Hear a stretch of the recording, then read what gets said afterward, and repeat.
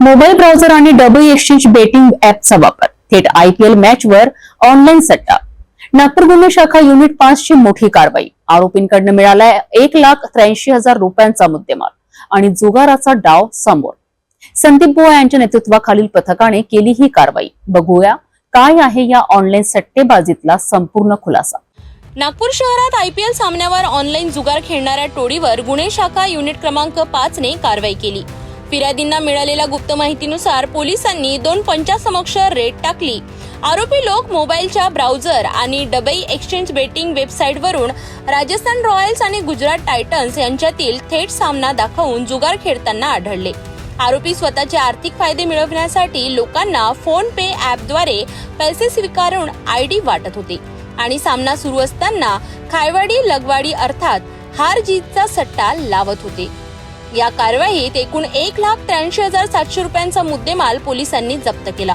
आरोपींविरुद्ध महाराष्ट्र जुगार प्रतिबंधक अधिनियम 4 आणि 5 नुसार गुन्हा दाखल करण्यात आला आहे. ही कार्यवाही पोलीस आयुक्त डॉक्टर रवींद्र कुमार सिंगल, सह आयुक्त निसार तंबोळी, अप्पर आयुक्त संजय पाटील, उपायुक्त राहुल माकणीकर आणि सहाय्यक आयुक्त डॉक्टर अभिजित पाटील यांच्या मार्गदर्शनाखाली करण्यात आली.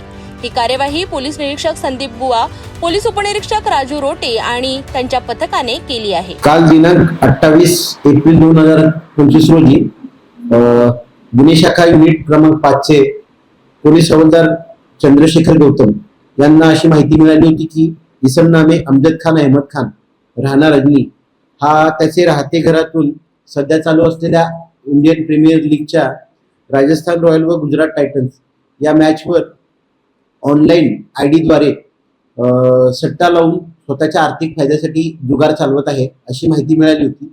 सदर माहितीवरून पंचांसह जाऊन आरोपी अमजद खान अहमद खान याच्या राहते घरी प्लॉट नंबर 1054 ताजनगर अजनी येथे छापा कारवाई केली असता त्याच्या ताब्यातून 1 laptop, 2 mobile, 2 router, 1 LED TV तसेच 1 जिओ कंपनीचा सेट टॉप बॉक्स असे जुगार साहित्य जप्त करण्यात आलेलं आहे.